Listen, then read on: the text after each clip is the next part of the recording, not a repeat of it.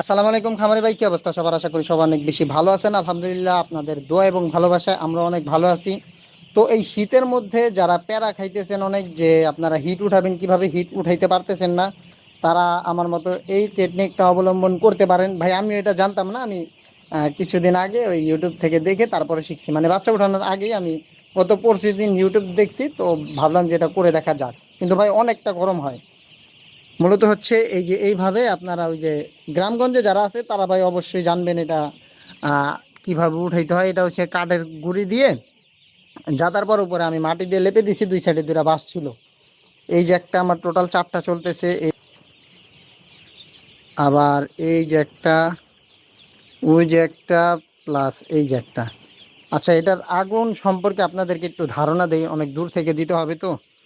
এই যে দেখেন কি পরিমাণে হিট ভাই,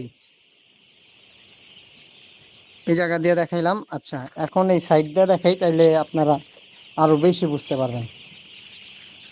এই যে দেখেন, দেখছেন এটা কি পরিমাণে লাল হয়ে আছে। মানে এত পরিমাণে হিট হয়, বিশ্বাস করবেন কিনা জানি না। এটা প্রায় আপনার 30+। এই যে দেখেন 30+, দেখছেন 30+। এখন বর্তমানে হিট আছে, আর বাচ্চা কত ঝরঝরা, বাচ্চা কত ঝরঝরা। কি গরম নাই জায়গায় অনেক? তো চাইলে ভাই আপনারা এইভাবে করতে পারেন। আমি আশা করব যে ভালো হবে। এই যে দেখেন আমার ঘাম বের হয়ে গেতেছে, দেখছেন? এই ভিতরে আসলেই মোটামুটি অনেকটা ঘাম দেয় শরীর, কারণ আমাদের তো এত গরমের মধ্যে থাকাটা পসিবল হয় না। তো আপনারা চাইলে এটা করতে পারেন, অনেক ভালো রেজাল্ট পাবেন ইনশাল্লাহ। তো আমাদের জন্য দোয়া করবেন। আল্লাহ হাফেজ।